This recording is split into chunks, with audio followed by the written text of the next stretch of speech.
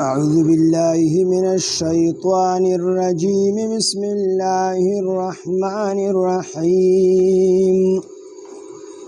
وما أبرئ نفسي إن النفس لأمارة بالسوء إلا ما رحم ربي إن ربي غفور رحيم صدق الله العظيم رب اشرح لي صدري ويسر لي أمري واحلل عقدة من لساني يفقهوا قولي رب زدني علما سبحانك لا علم لنا إلا ما علمتنا إنك أنت العليم الحكيم سورة يوسف دیار لسم سپارہ آیات نمبر 53 وما أبرئ نفسي إن النفس لأمارة بالسوء إلا ما رحم ربي. دین مخی یوسف علیہ السلام په جیل کې او قاصد ورپسې لاړو. بادشاہ خوب لیدلی و او بیا هغه کس لاړو د بادشاہ په اډر باندې یوسف علیہ السلام ورله د خوب هغه تعبیر وباسو او چې کله د خوب تعبیر ورله وباسو چې وکاله به سوکړی او وکاله به در باندې بیا د فراخی راځي یو کال به در باندې بیا ښه پراخه راځي چې باغې کې به تاسو د میوونه رسونه نه جوړوئ. نو دا تعبیر یې دې کس ته وکړو او دا کس راغی بادشاه ته او خلکو ته د بادشاه د خوب تعبیر وباسو. بادشاه چې کله د خوب د تعبیر واورېدو او د دې سره سره یوسف علیه السلام ورته د هغې کات د ختمېدو چل ومښودو چې دا غلبه د وږي نه لرې کوئ نه په وږي کې به ساتئ. نو چې دا چل یې ورته وښودو نو بادشاه وخت په یوسف علیه السلام باندې مین شو، د ده محبت یې زړه ته کوز شو، د ده سره محبت پیدا شو. نو دا کس چې کومو دا کم چې د خوب معلومولو دپاره تللی نو اصل کې دته خو یوسف علیه السلام په جیل کې ویلي چې ته کله د جیل نه رها شي نو بادشاه ته به زما خبره وکړي چې زه په کومه ګناه باندې په جیل کې گرفتار شوی یم. نو دا کس راغی او بادشاه ته دا خبره وکړله. خوب یې ورته واورو، بیا د کات ته ختمېدو هغه چل یې ورته وښودو چې غله په دې طریقه باندې استعمالی. د بادشاه د سره نور شوقه نور محبت پیدا شو. نو بادشاه پسې بل استازي ولیږو چې ورشه ده ته ووایه چې د جیل نه راوځه، دې د جیل نه راوباسه دلته کې راوله. نو چې کله یوسف علیه السلام پسې دا استازي لړو او ده ته یې چې بادشاه وخت دې غواړي او ته د جیل نه رها شو. نو په دقه ټیم کې یوسف علیه السلام خپل ځان صفایي بیانوله. نو ده انکار وکړو د جیل د وتو نه چې تر هغې پورې زه د جیل نه وځم تر څو چې بادشاه وخت د مصر دغه ښځو نه تپوس نه کړی چې کومو ښځو هغې خپلې ګوتې چې کوم دی کټ کړې وي، میوه کټ کوله یا سبزي کټ کوله، په هغه حالت کې بې زه راووتم او دوی زما په محبت کې خپلې ګوتې کټ کړې. نو د هغې ښځو نه د دې معاملې تپوس وشي، تحقیق دې وشي، د هغې نه پس چې کوم دی د جیل نه راوځم. او دی د دې دپاره کول چې عزیز مصر ما د عزیز مصر نمک خوړلی دی، روټۍ مې دغه خوړلې ده، خوراک څښاک مې دغه کړی دی، هغه راله ځای راکړی دی، هغه راله عزت راکړی دی، مرتبه یې راله کړې ده. نو چې عزیز مصر ته زه سبا ثابت شم. نو بادشاه وکړه دغه ښځې راوغوښتلې، کومو ښځو چې د یوسف علیه السلام په محبت کې خپلې ګوتې کټ کړې وي هغه یې راوغوښتلې، د هغې نه د مسلې تپوس وکړو چې دا معامله څنګه وه. نو هغه ټولو د یوسف علیه السلام پاکي بیان کړه چې یوسف علیه السلام پاک صفا دی، زلیخا ګنهګاره ده. تر دې پورې چې زلیخې په خپله باندې اقرار وکړو چې زه ګنهګار یم او یوسف علیه السلام دا صفا دی، دی بې ګناه دی، بې ګناه جیل ته تللی. چې دا استازی کله لړ که نه او یوسف علیه السلام ورته دا خبره وکړه تر هغې پورې زه نه راوځم تر څو زما صفایي نه بیان شوي.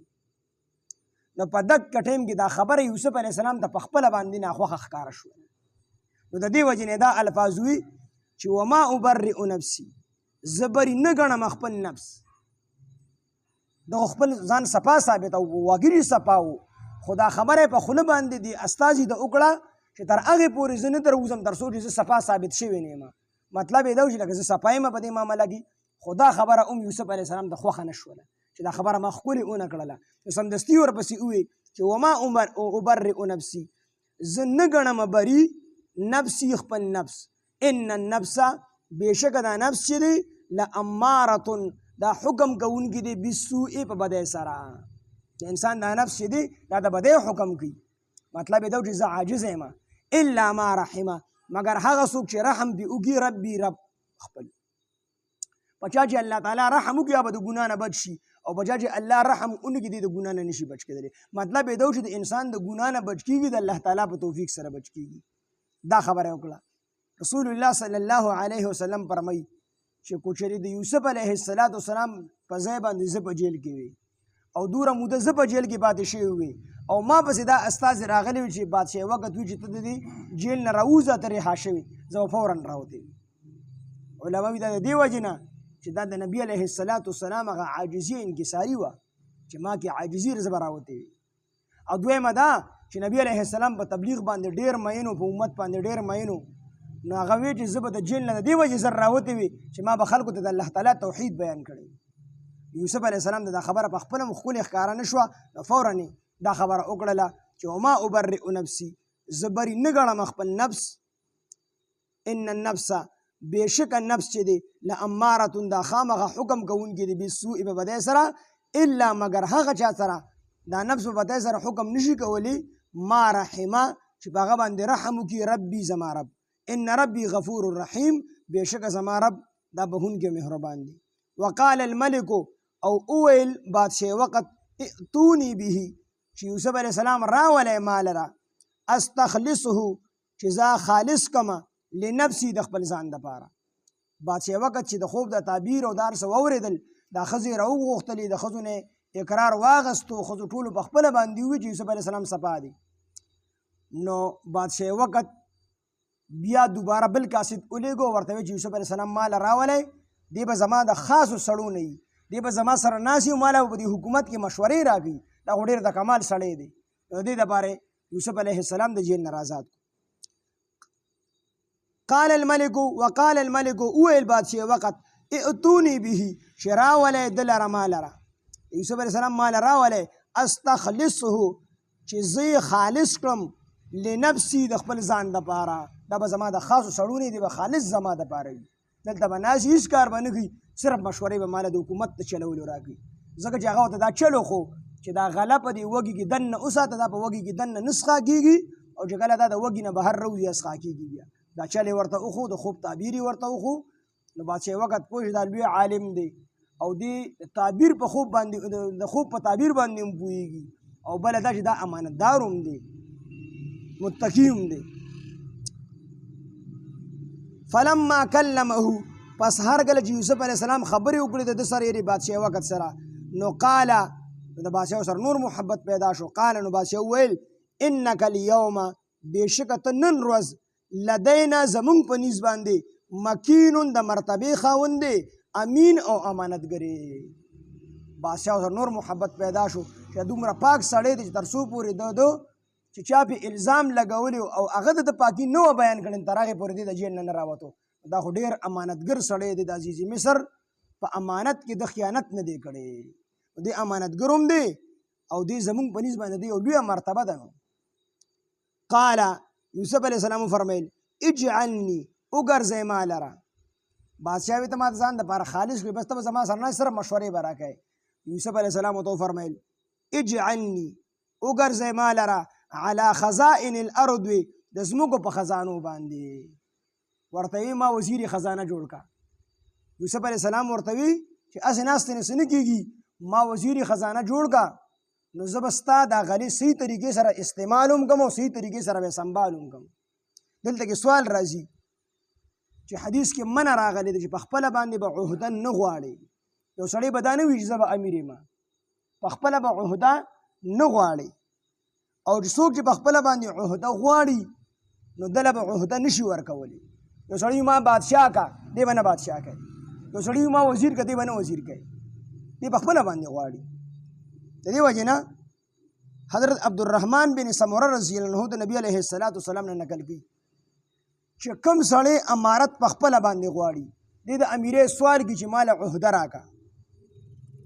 دې سوال وکړي چې ماله عهده راکړه او دته عهده میلو شوله دته عهده میلو شوله وي دې پوه شه د ده عهده پوه شه یعنی د الله تعالی مدد به د سره نه وي. او چې کم سړي لا نور خلق دې خلیفه جوړ کړي، نور خلق دې بادشاه جوړ کړي، نو دې بادشاه سره او دې خلیفه سره به د الله تعالی مدد وي. او چې دې په خپله باندې وغواړي او دته بادشاهي میلاو شي، وزارت ورته میلاو شي، MBA شي، MNA شي، نو د ده سره بیا د الله تعالی مدد نه وي. نو دلته کې یوسف علیه السلام په خپله باندې عهده ولې وغوښتله؟ نو دې علما دا جواب کوي یوسف علیه السلام د دې وجې نه دا عهده وغوښتله چې ما وزیر خزانه جوړ کړه. چې یوسف علیه السلام ته پته و چې دا ټول کافران دي، بادشاه هم کافر دی، د ده سره چې نور وزیران دي دا هم کافران دي، او کافر د خلکو څه پروا ساتي، د چا په زړه کې ایمان نه وي، څوک د الله نه یریږي، نو دی بیا د چا امانت په امانت کې به بیا خامخا خیانت کوي، دی به بیا حقدار ته نه رسي. نو د دې وجې نه یوسف علیه السلام وفرمیل چې ما وزیر خزانه جوړ کړه، نو زه به په دې خزانو باندې وزیر یم، د خزانو حفاظت به هم کوم. او دویمه دا چې یوسف علیه السلام ورته دا هم وویل چې دا کار په غونډه دنیا کې راځي، نو د بار دنیا نه به خلک راځي، هغوی له هم ته غله په قیمت باندې ورکوې، په مناسب قیمت باندې به ورکوې، نو پیسې به دې هم کېږي، د خلکو ضرورت به هم پوره کېږي. نو د خلکو د غمخوارۍ د وجې نه، د خیرخواهۍ د وجې نه یوسف علیه السلام په خپله باندې د وزیر خزانه عهده وغوښتله چې خلکو خیرخواهي په زړه کې وه چې خو دا خو کافران دي او دې کې به کات راشي، نو کافر بیا د بل چا څه پروا کوي او سره خپله خېټه ډکوي، نو شی به غونډ سنبالږي، خلکو باندې به لوږه راشي، خلکو ته به تکلیف ورسي. نو د دې وجې نه یوسف علیه السلام دا عهده وغوښتله. اوس کو یو سړی ټول خلک چې کوم دی فاسقان او فاجرانی او یو نیک سړی راشي، نو د دې نیک سړي له دغې عهدې ته تل دا جایز نه بلکې واجب دي دې لپاره په دې صورت کې چې نور خلک بداني او دې پکې نیکي او دې په دې نیت باندې لړ شي چې زه د دې عهدې صحیح حفاظت وکړم، نو د دې سړي دپاره جایز نه بلکې واجب دي، خامخا به دې دا کوشش کوي چې دې دغې عهدې ته ورسېږي. یوسف علیه السلام عهده غوښتې ده، د خلکو د خیرخواهۍ دپاره یې غوښتې ده، بل طرف ته ټول خلک کافرانو، یوسف علیه السلام په دې نیت باندې عهده وغوښتله چې زه به دا غله سنبال هم کړم، د دې حفاظت به هم کړم، بیا به چې کوم دی حقدارانو ته په صحیح طریقې سره ورسوم. قال اجعلني، یوسف علیه السلام وفرمیل اجعلني وګرځئ ما لره على خزائن الارض، د ځمکې په خزانو باندې، یعنی وزیر خزانه مې جوړ کړي، انی حفیظ، بېشک زه حفاظت کوونکی یم، علیم او پوه یم. په داسې صورت کې بیا انسان خپل کمال هم ښکاره کولی شي چې زه ګورې حافظ یم، زه ګورې عالم یم، په داسې صورت کې انی حفیظ علیم، بېشکه زه حفاظت کوونکی او پوه یم. وکذلک دغه رنګې مکننا موږ اقتدار ورکول یوسف علیه السلام ته فی الارض په ځمکه کې، یتبوأ دی به اوسېدو منها هغه ځای، حیث یشاء چې کوم ځای کې به ده غوښتل. الله وي موږ ورته اقتدار ورکو، د کوی نه مو راوچت کو او د مصر وزیر خزانه مو جوړ کو، او بیا د وزیر خزانه عهده مو ترې واخیستل او د مصر بادشاه مو جوړ کو. وکذلک دغه رنګې مکننا موږ اقتدار ورکړو یوسف علیه السلام ته فی الارض په ځمکه کې، یتبوأ دی به اوسېدو منها هغه ځای کې، حیث یشاء کوم ځای به چې ده غوښتله، نصیبو موږ رسو برحمتنا خپل رحمت لره، من هغه چاته نشاء چې موږ وغواړو، ولا نضیع او موږ نه ضایع کوو اجر المحسنین، اجر د نیکوکارو، د نیکوکارو ثواب موږ الله وی نه ضایع کوو، دنیا کې ورته هم بدله ورکو، آخرت کې به ورته هم بدله ورکو،